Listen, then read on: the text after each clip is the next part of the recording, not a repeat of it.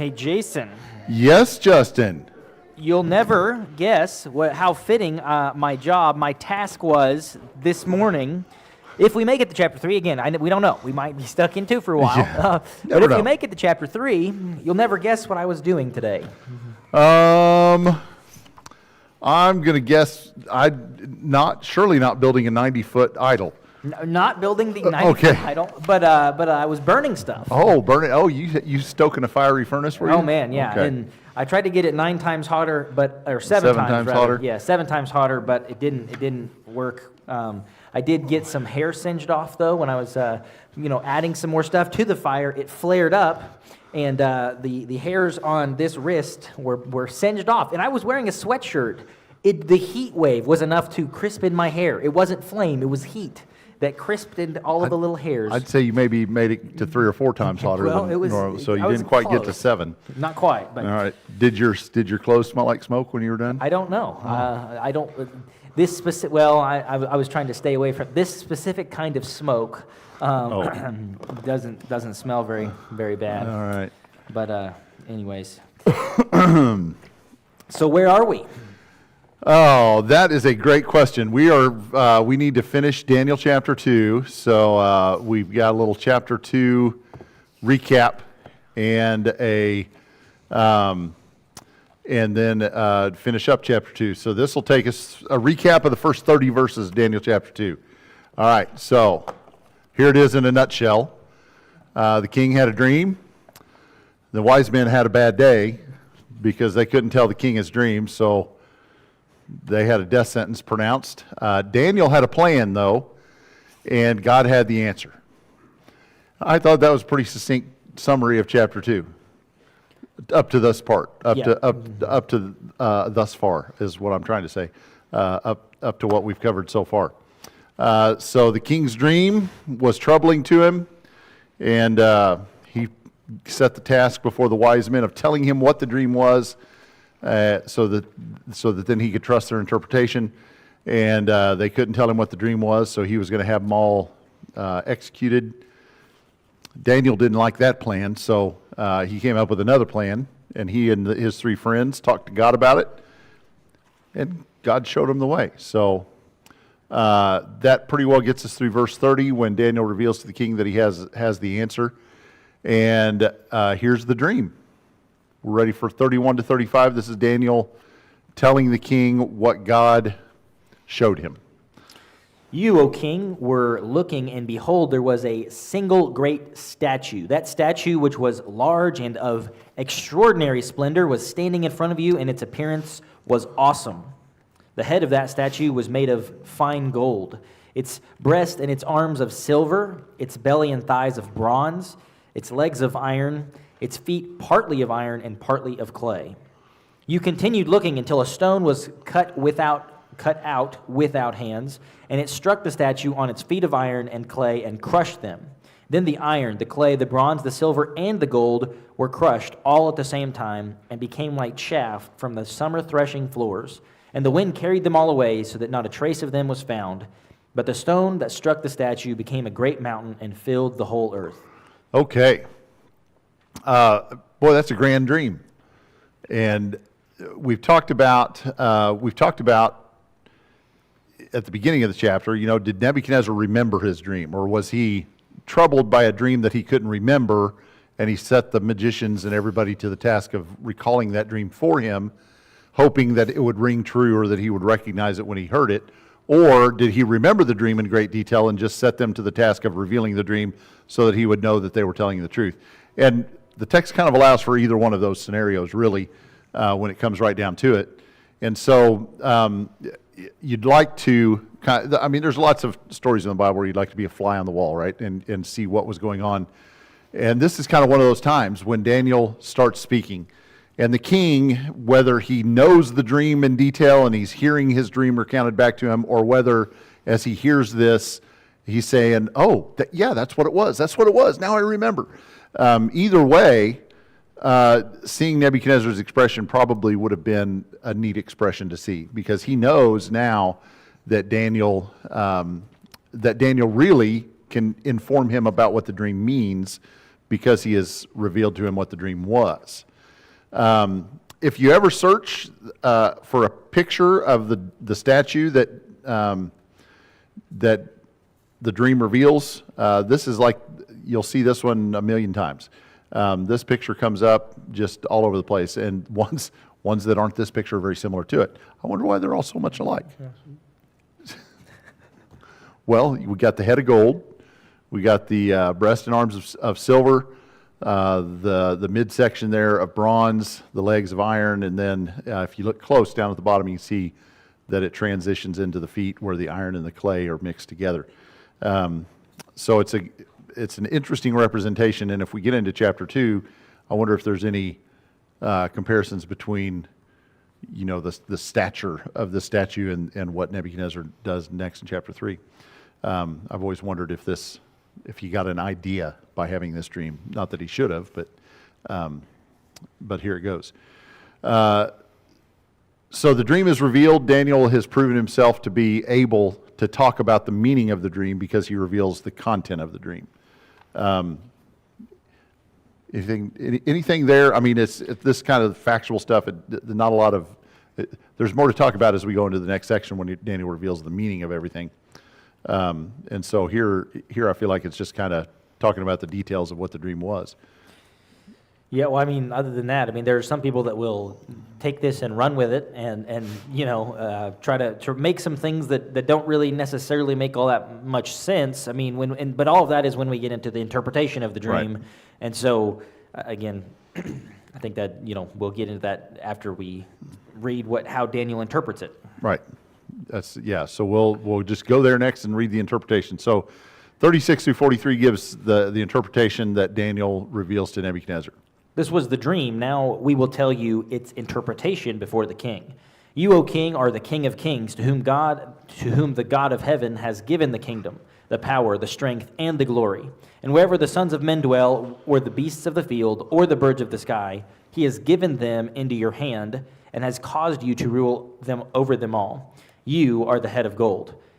After you there will arise another kingdom inferior to you, then another third kingdom of bronze, which will rule over all the earth. Then there will be a fourth kingdom as strong as iron, inasmuch as iron crushes and shatters all things. So like iron that breaks in pieces, it will crush and break all these in pieces. In that you saw the feet and toes, partly of potter's clay and partly of iron. It will be a divided kingdom, but it will have in its toughness of iron, inasmuch as you saw the iron mixed with the common clay. As the toes of the feet were partly of iron and partly of pottery, so some of the kingdom will be strong and some of it will be brittle. And in that you saw the iron mixed with common clay. They will combine with one another in the seed of men, but they will not adhere to one another, even as iron does not combine with pottery. Okay, Johnny, you're not even going to wait, man. Go ahead. Sixth word. Who is we? I'm glad you asked that question. So, who was with Daniel the night of the whole? We're going to kill everybody. Back up, and who is it that is with Daniel? From verse 17, it Yeah. says, Daniel went to his house, made the matter known to Hananiah, Mishael, and Azariah, his So companions. Shadrach, Meshach, and Abednego are with Daniel at the time that he finds out that there's a death sentence. They are on the chopping block just like Daniel is. And so when Daniel reveals his plan to what was the head guy's name? Arioch. The Shadrach, Meshach, and Abednego pray with him.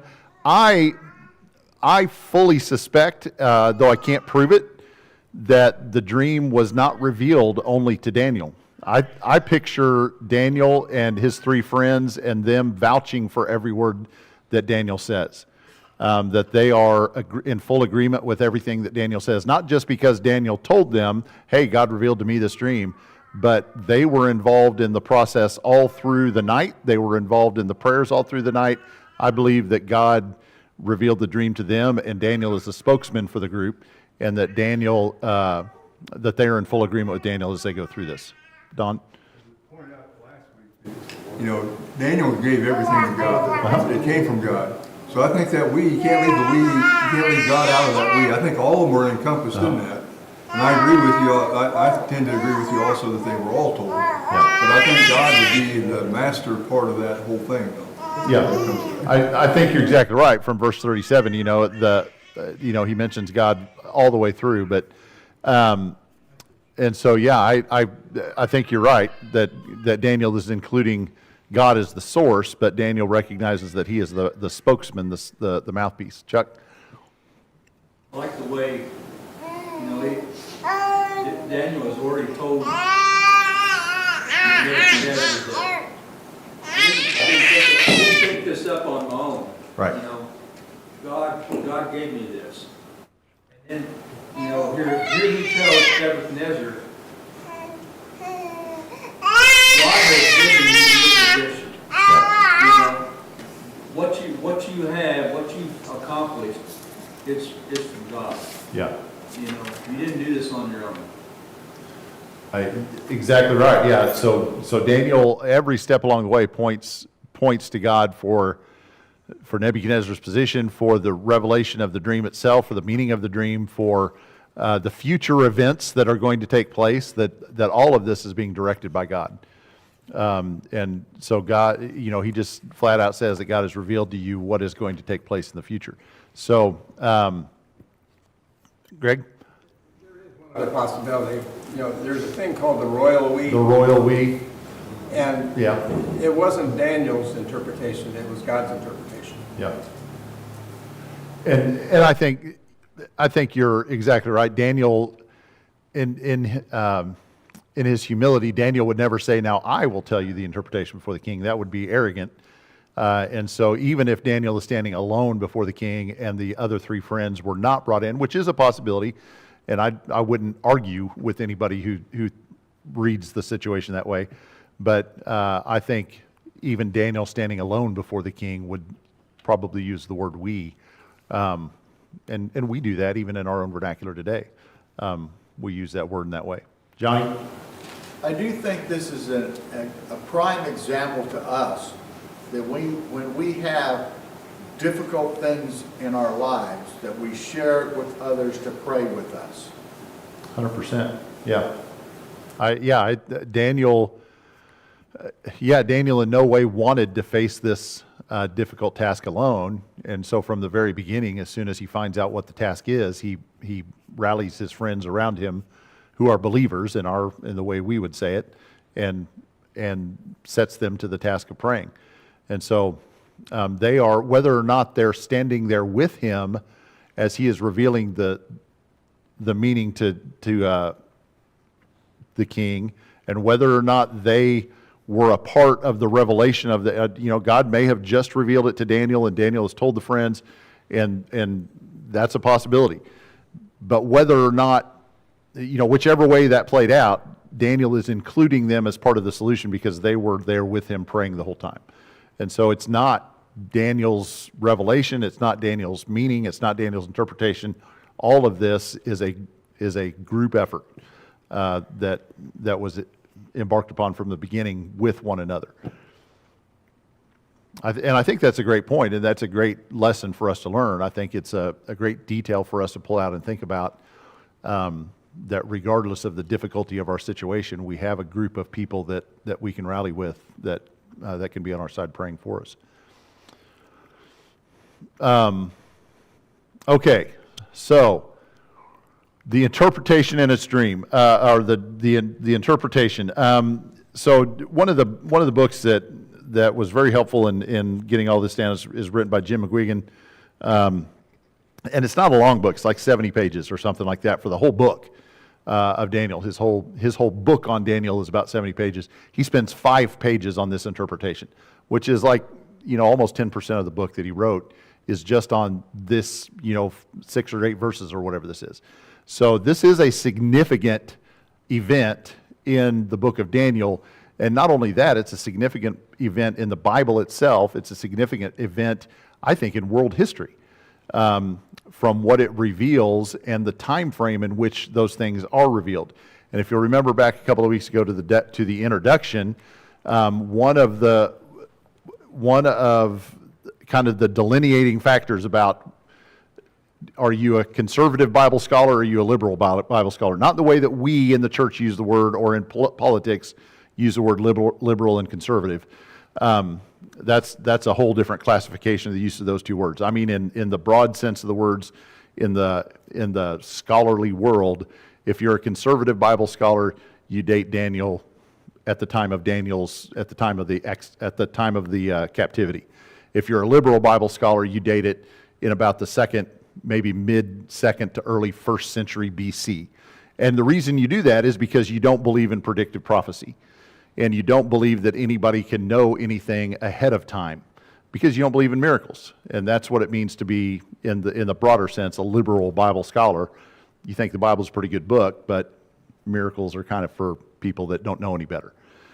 But if you're a conservative Bible person, then you have no trouble with predictive prophecy, and you have no trouble with Daniel living at the time of the captivity and writing at the time of the captivity and revealing this dream that reveals what the future is going to be regarding specific kingdoms that are in existence at his time, but a couple of which have never even been thought of yet.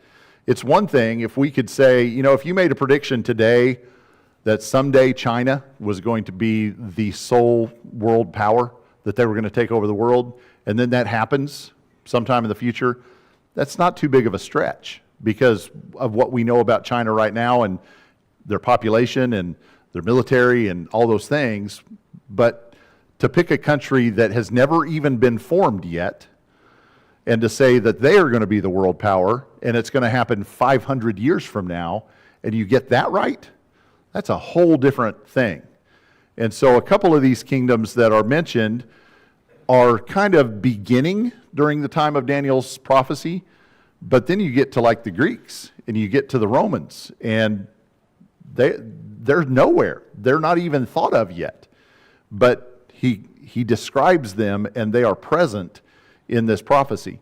And so that's the reason this chapter, almost more than any other chapter, and this dream, almost more than any other part of Daniel, is why liberal Bible scholars want to place the writing of Daniel in at least, at the earliest, the 2nd century, some of them into the 1st century BC. So there you go. That's a kind of a defense of the writing of the time of the writing of Daniel. Now Justin's going to take us through the meaning of all the parts of the dream. All right, here we go. Well, anyways, so long story short, I love saying that. But so yeah, the dream, I guess. Not really. From start to finish, can you go back to the picture? The picture. Oh, Yeah, there it is. the picture. So Daniel, again, he will say that you, O Nebuchadnezzar, you're the king of Babylon, you're the king of gold. And as you look down, there is what you want to call that, descending value, if you will, to the metals. You got gold first, and then there's silver, which is a little less valuable, but still it's more valuable than the bronze or copper, some translations will say. And then finally there's iron. And so, but again, you can throw a lot of things out there, but again, this one is specifically from Scripture because he says that you, verse 37, you, O king, the king of kings, to whom God has given the kingdom, the power, the glory, and the might, and to whom he's given these, you are the head of gold, saying that, you're the king of kings right now, and there's going to be an inferior to you, an inferior, again, in value, again, shown by the gold transitioning to silver, and then, again, inferior, but one of the other things that people will take and run with is so that, you've got the kingdom of Babylon, the first kingdom of gold, and then there's the Medo-Persian Empire, the kingdom of silver that comes next, and then there's the kingdom of Greece, the kingdom for the waste area. I don't know what they specifically call that. Yet another third kingdom of bronze, which shall rule over all the earth, and then the fourth kingdom of iron is the Romans, is the closest. So it's Babylon, Medo-Persia, Greece, and Rome. But one of the things that people will take in about that in part there, it says, that you saw the feet and the toes, partly of clay, partly of iron. It's a divided kingdom, but the firmness of iron shall be in it. And so some will take that and say, well, we can apply firmness to the metals because it's obviously applied to the last one. If iron is the firmest of all of the metals, that they're the strongest, they're the most durable metal, I guess would be a good way of putting it. And so one of the things that they'll say is it's not only going from value down, but also the strength is going up. So the value of the metal decreases because gold is very soft, silver is a little bit softer, but it's a little bit harder. Copper is a little bit soft, a little bit less valuable, but also a little more harder. And then iron, the cheapest of all, is going to be the one that's the strongest of all. And so, again, you can kind of read that back into the text of saying, well, Babylon, and then you go to the Medo-Persian Empire, and their empire is a little bit, at places, stronger, less, I don't know what you call that, valuable, less grand. Grand, that's a great word for it. Less grand, but a little bit stronger. And then you get down there to Rome, and again, as you see the kingdoms of Alexander the Great in Greece and the belt, I guess, the area, where it continues to grow a little bit and a little bit more and a little bit more. And then Rome, the feet of clay, as it says, it crushes.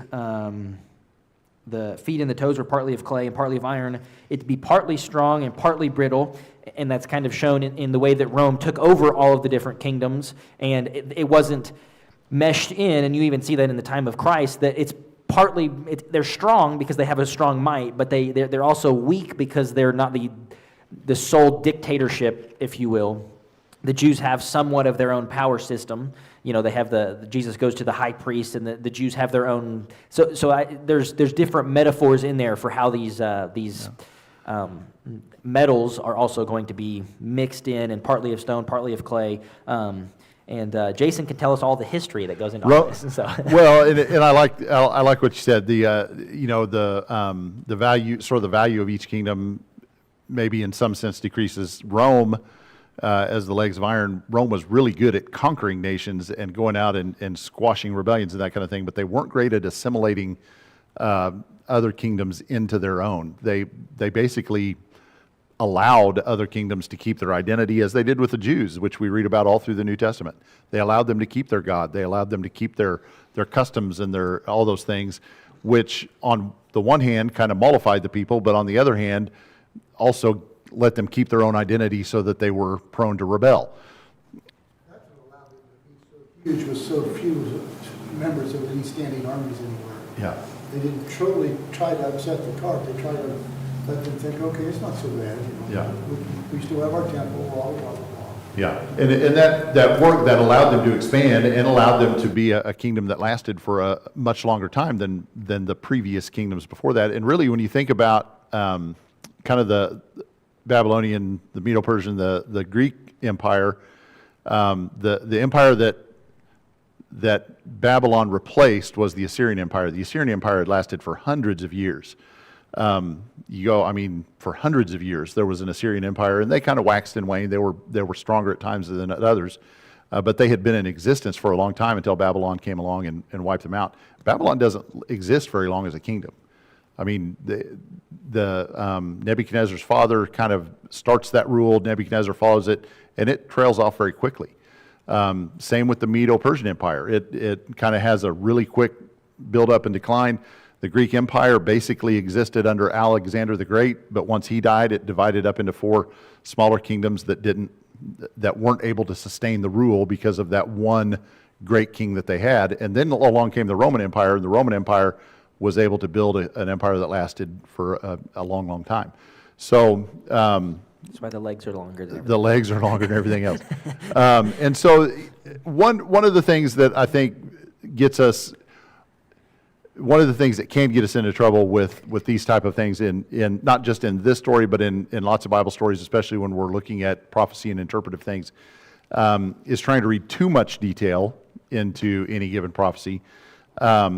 And I think that has happened with this dream and with other things that Daniel is going to prophesy about later in the book, and we'll look at some of those things as we get to them. But there's an overarching thing here. There are going to be some kingdoms that come and go, but the kingdoms that come and go are not the point. They're not the point of the dream. Babylon being the head of gold is not the point.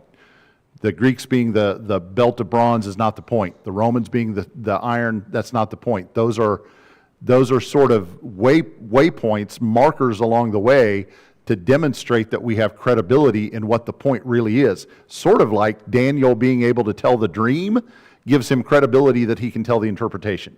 Okay, if I can tell you everything that happened up to this point, then everything after that point I have credibility. Well, I can tell you everything that's going to happen until the main event occurs. And if I can tell you all of those things that are going to happen until that main event occurs, then when the main event gets here, you're going to know that I was telling the truth. So what is the main event? What's the big deal? It's not Rome, it's not Greece, it's not Medo-Persian Empire, it's not Babylon. What is the main event? The kingdom God will establish. Yeah. Okay, so it's the thing that comes next. And that is where we lead into after verse 43 here. So he gives him that lead up and reveals those things to him. And imagine, just a little aside, Nebuchadnezzar seeing the statue and hearing all these things, and he says, Nebuchadnezzar, you're the head of gold. How's that make Nebuchadnezzar feel right now in this moment? Okay, all right. There's other kingdoms coming after me, but I'm the head of gold? Okay, I can live with that. That sounds good. All right, so what comes next? Verses 44 and 45.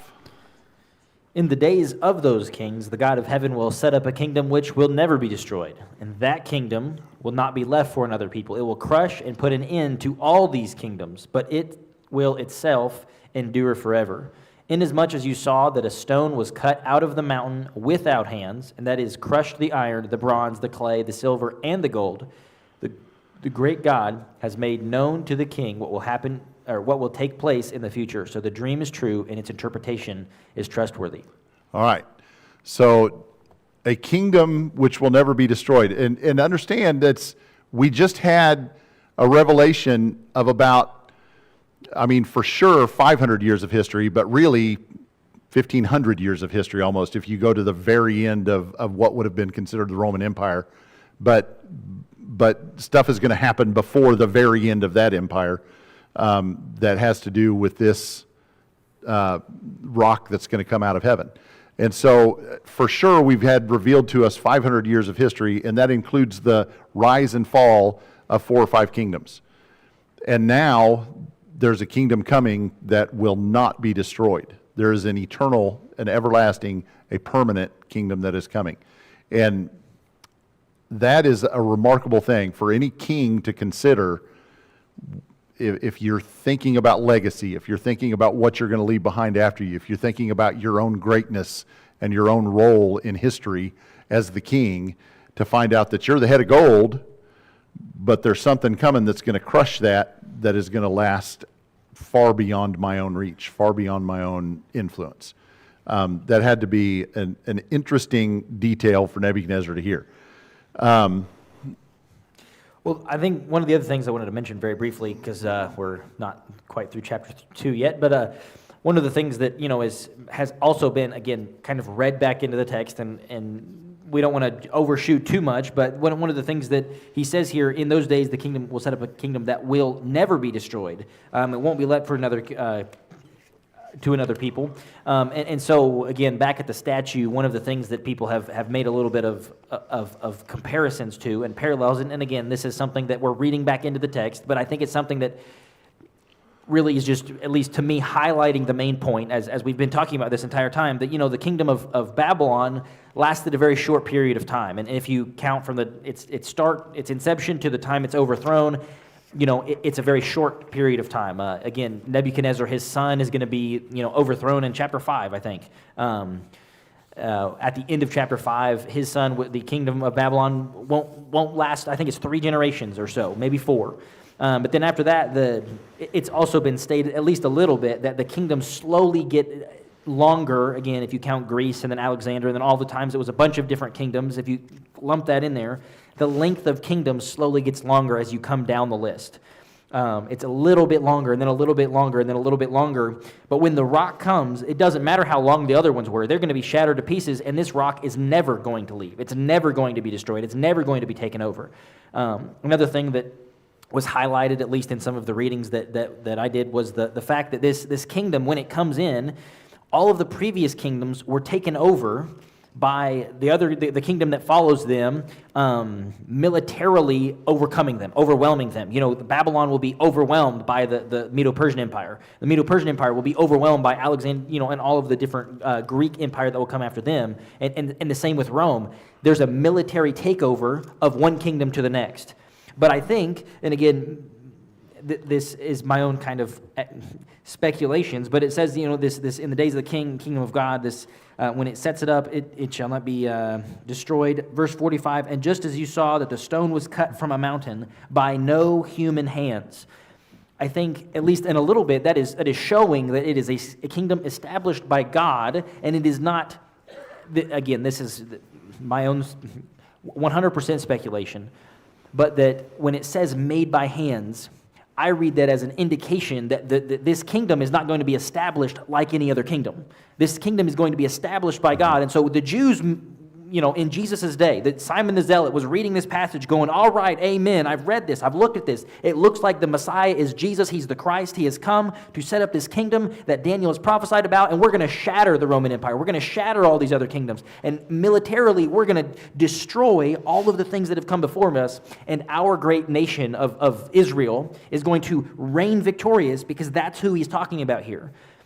And I think, again, we can read into that because we obviously have the full story. But to them, the whole idea that Jesus came and said, my kingdom is not military. It's not of this world. It is spirit.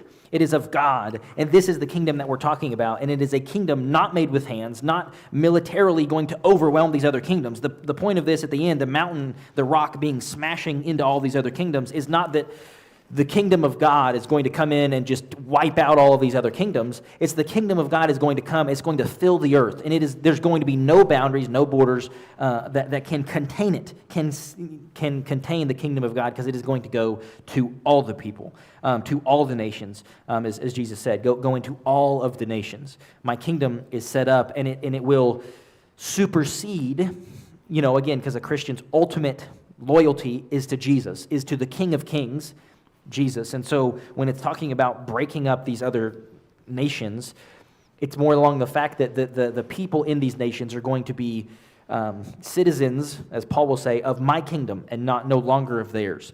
So this isn't a military destruction of everything, as some of the Jews might have read into. But on the contrary, it is a spiritual destruction of these things.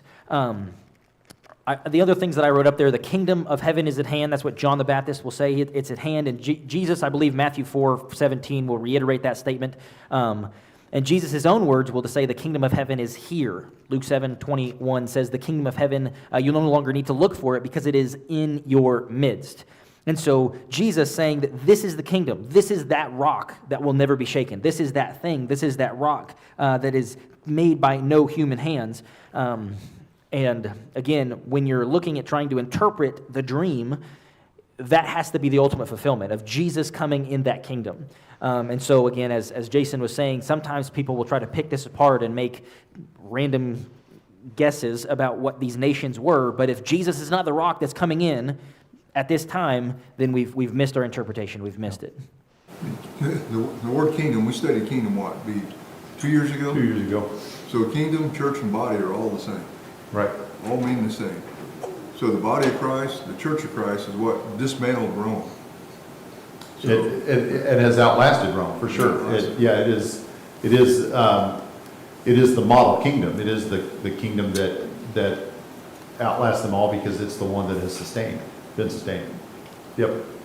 Same. Colossians 2, I think, exactly speaks to what Justin was saying. Verses 10 and 11 says, talking about Jesus, says, and he is the head over all rule and authority, and in him you were also circumcised with the circumcision made without hand. So the barrier to entry to the kingdom is not made by human hands, so the kingdom can't be made by human hands, and the authority can never go away because it's Jesus' authority. Yeah. And the demonstration of power with which this kingdom has come, it leaves no doubt that it is a kingdom established. I mean, if you go back to the beginning, sorry, I'm scattered here, but if you go back to the beginning of what Daniel says to Nebuchadnezzar at the beginning of his interpretation, Daniel says, I'm in chapter 3. Chapter 2 is where we're at.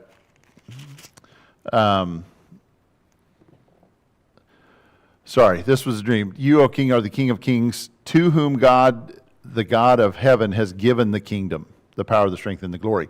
Where did Nebuchadnezzar's kingdom come from? From God. Where did Alexander's the Great's kingdom come from? From God. Where did the Roman Empire come from? From God. Okay, so they're all from God, but there are all men who laid claim to those kingdoms. And Alexander the Great would have said, no, it's my kingdom. Later, we're going to see Nebuchadnezzar saying what? Boy, this is a great kingdom I built, isn't it? And then God humbles him. And so all of these earthly kingdoms, there's some man or some group of men or some earthly body that can lay claim to it. But when it comes to the church, it is clearly a spiritual heavenly kingdom. Jacob. I love the image, though, from that, because as man, it's easy to think everything's very linear. So the Greece took out the Persians, and so it looks like it's man when you look at it in a linear format. But when you take this image, they were all there. They were never shattered. You didn't see the silver breastplate destroy the gold in this image. You saw the rock shatter everything together at once. Yeah, there were remnants of each of those things remaining in the following kingdom. That's a good point. And so, yeah, so there is one kingdom that comes that has dominion over all of them, whatever vestiges of those kingdoms remain. To get away from the linear timeline of man destroying these different empires, and it's just that one rock destroyed everything else. It is that one final blow that God delivers. So there are, I was looking for this one, Hebrews 11. When we're talking about the revelation of this dream and what Daniel says about the kingdom, first of all, in verses 18 down through 24, there's some fascinating imagery that's given to us that has to do with what it is that we have received. And so verse 18, for you have not come to a mountain that may not be touched in a blazing fire, and to darkness and gloom and whirlwind, to the blast of the trumpet, to the sound of words, which sound was that those who heard begged that no further word would be spoken to them, for they could not bear the command, if even a beast touches the mountain, it will be stoned. And so harkening back to Exodus 19, when the covenant is established, they had come out of captivity, and God is calling them into covenant. And the people say, Moses, you're the man. Go up there and talk to God because we're scared. And so, and Moses, so terrible that Moses said, I'm full of fear and trembling. But you have come, that's us, we have come to Mount Zion, the city of the living God, the heavenly Jerusalem, to myriads of angels, to the general assembly and church of the firstborn who are enrolled in heaven, and to God, the judge of all, and to the spirits of righteous men made perfect, to Jesus, the mediator of a new covenant, and to the sprinkled blood, which speaks better than the blood of Abel. This is what we have come to, and it lists those things, and all of those things are the same. They're rolled up into one package. It is the general assembly. It is the church. It is those who are enrolled in heaven. It is the spirits of the righteous. It is to Jesus himself. All of those things are rolled up in one package. And then the conclusion of that, down in verse 28, says, therefore, since we receive a kingdom that cannot be shaken, let us show gratitude by which we may offer to God an acceptable service with reverence and awe, for our God is a consuming fire. So we have received this kingdom which cannot be shaken. That's the kingdom that Daniel prophesied. That's the rock that destroyed everything else. And at the time of the writing of Hebrews, we are receiving that. It is there. It is already in existence. We have received it from God. So that kingdom has begun already at the time of the writing of the book of Hebrews. And so that kingdom is here. It was delivered, and it exists still. If it doesn't still exist, then Daniel was wrong, and God and Nebuchadnezzar should have lopped his head off. But Daniel was right in his interpretation. That kingdom has been given to us, and it is still here today. Got fired up there for a minute. Somebody turn on the air conditioning. Okay, well, there it is. Look at that last point. You're very good. You add things to my slides, and it's good. The kingdom of heaven is here in your midst. Take it. I don't know what else to say. I mean, it's here. We're a part of the kingdom. The kingdom was started by Jesus, and, Yep. and that's where we're at. Yep. And so we're our kingdom. As long as you're in, even the United States. I mean, some of us, even not the an United eternal States will kingdom. fall. It will But the eventually. eternal kingdom will remain forever. So. So John the Baptist came preaching the kingdom of heaven is at hand in Matthew 3. Also in Matthew 3, verse 17, Jesus preaches the same message, repent for the kingdom of heaven is at hand. And eventually, that message sort of morphs into the kingdom of heaven is here. It's time. And so we go from it being on the doorstep to being we're walking through the door into the kingdom. And so that works through the ministry of Jesus, and it works into the early part of the New Testament all the way through the epistles. We got to finish chapter 2 at Yeah, least. we do, All right. yeah. Okay. So, any wrap up thoughts on that? The interpretation of that dream. It's a big deal. I don't mind us spending a whole class just talking about those verses because it's that important. Last 3 verses. Then King Nebuchadnezzar fell on his face and did homage to Daniel and gave orders to present to him an offering and fragrant incense. The king answered Daniel and said, "Surely your God is a God of gods and a Lord of kings and a revealer of mysteries, since you have been able to reveal this mystery." Then the king promoted Daniel and gave him many great gifts, and he made him ruler over the whole province of Babylon and chief prefect over all the wise men of Babylon.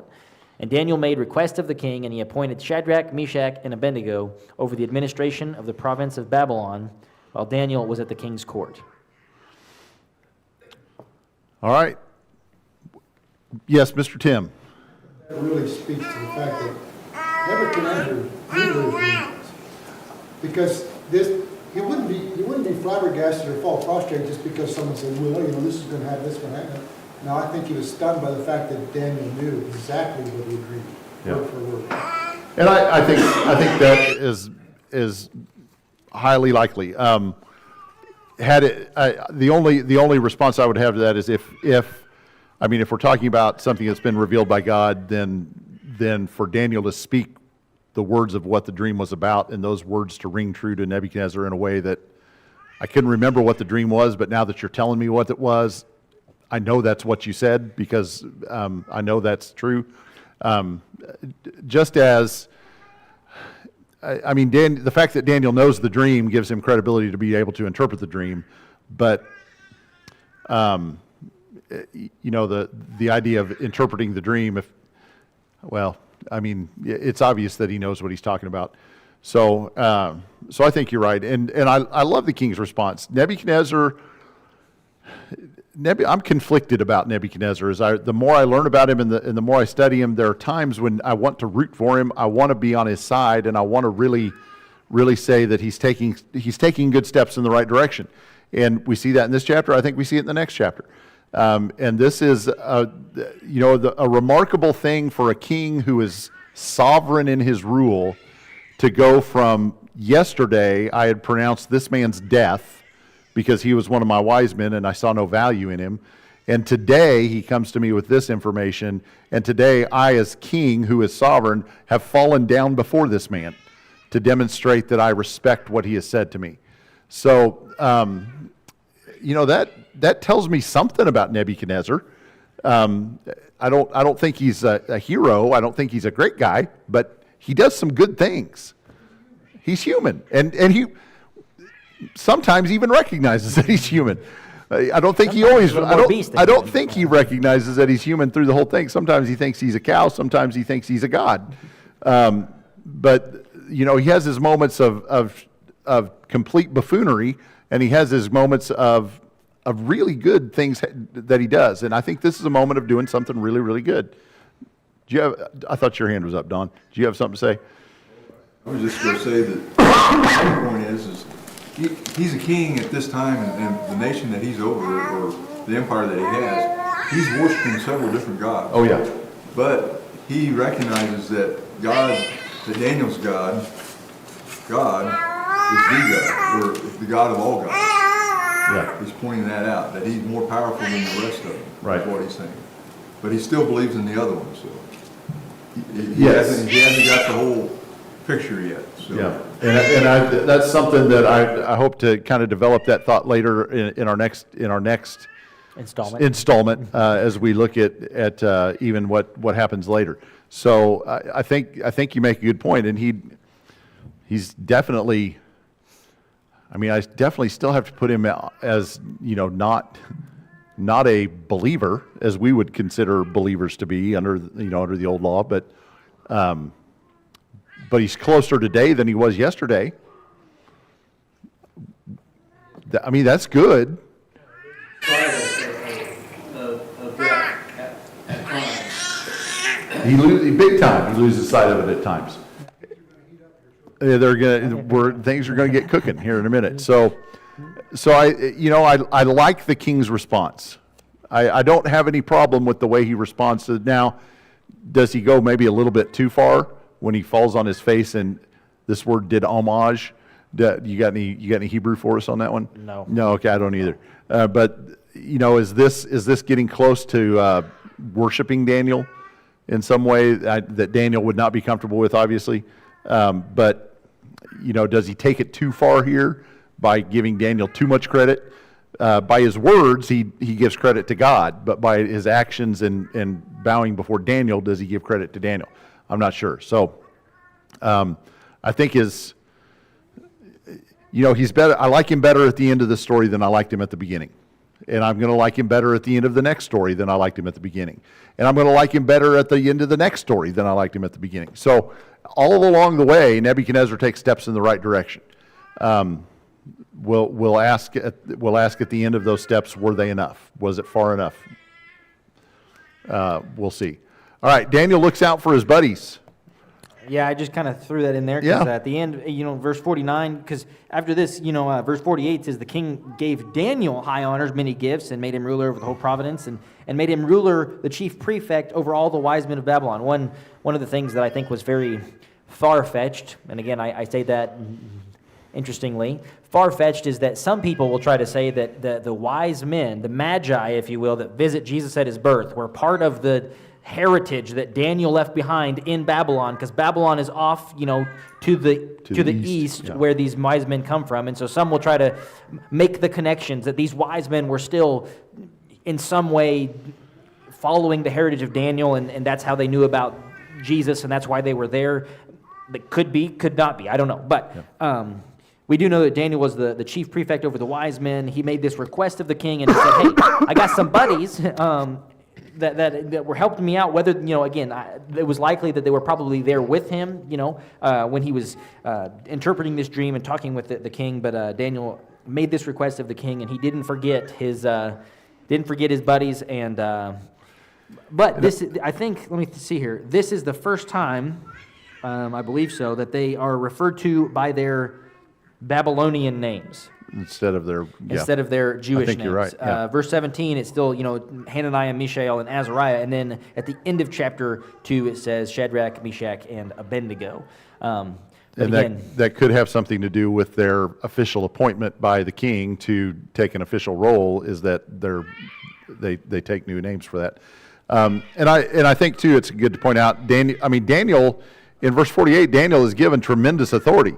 The king made him ruler over the whole province of Babylon, and the chief prefect over all the wise men of Babylon. So Daniel has a sphere of power now by which he could appoint Shadrach, Meshach, and Abednego to some official position. But I think what he asks of the king is to promote them to a rank that higher than he has the ability to promote them to.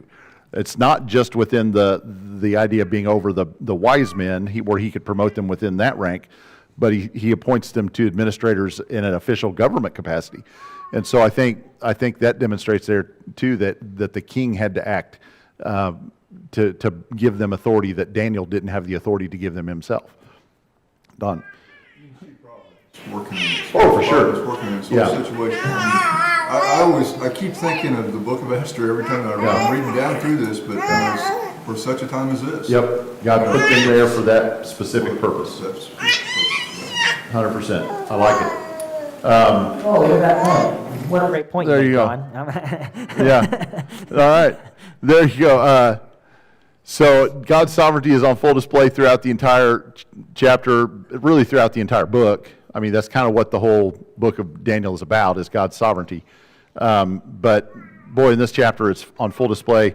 And Daniel demonstrates remarkable faith for one who is presumably still at this point in the story quite young, and it's within those first couple of years. And so whether he's late teens or maybe middle teens, even still at this point. I mean, he could have been as young as 13 or 14 years old when he went into captivity, which would put him, I don't know many 17-year-olds that I'm putting in charge of ruling a kingdom that I know.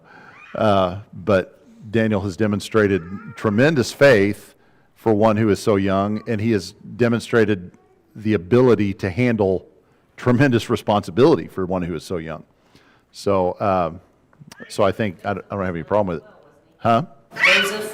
Joseph would have been quite a young man when he was, wasn't he 17 when he was sold into slavery by his brothers, if I remember right? So, yeah. Mm-hmm. Johnny. Put this in the timeline we talked about last week. He hasn't even completed his 3 years of training. It's either right at the end of that 3 years or perhaps before that 3 years was complete, but depending on how you count time, if it's the Babylonian rendering of time or the Hebrew rendering of time, we can get it to be outside of that time frame barely, if we do a little bit of shuffling. But and it doesn't take being loose with the text to do that. But it's very soon. It's very closely related to his time of apprenticeship. Jacob. I just always love looking at these situations and looking at their faith, because coming from the military and working in the business world, you see a lot of men and women struggle to talk to people of power and authority because of fear and nerves and wrath and all that. But they don't have the authority to kill him. Yeah. I mean, here he is up there able to portray the message he needs to get his point across without that fear, and full trust of God that this is what I need to be doing, and there is no hesitation there. That is a great point. The consequences for him doing this wrong are grave, and he has to have tremendous faith that God will see him through it from start to finish. So that's a great point. Don?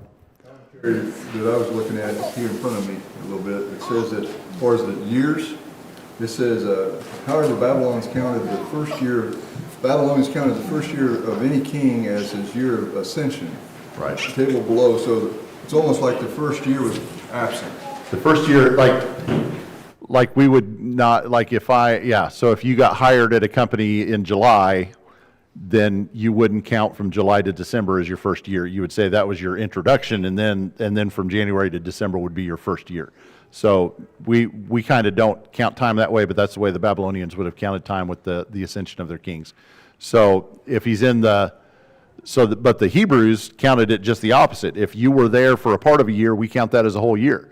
And you see that sometimes with the overlap of kings in the First, Second Kings Chronicles. As you do the timelines out there, sometimes it gets fuzzy who was in power at any given time because it looks like they overlapped. Well, somebody may have just reigned for a few days and they got credited with a full year. And so the Hebrews and the Babylonians don't count time the same way, and so you have to wonder which one are we talking about when we're talking about Daniel. Is it Babylonian time or is it Hebrew time? I know it's that time. How's that for a transition? So I'm off the hook. It also could have even been Jewish time when they're like, we got to study for 3 years. Well, we were there in August. Ladies, don't forget that Miss Courtney needs your presence in room 8.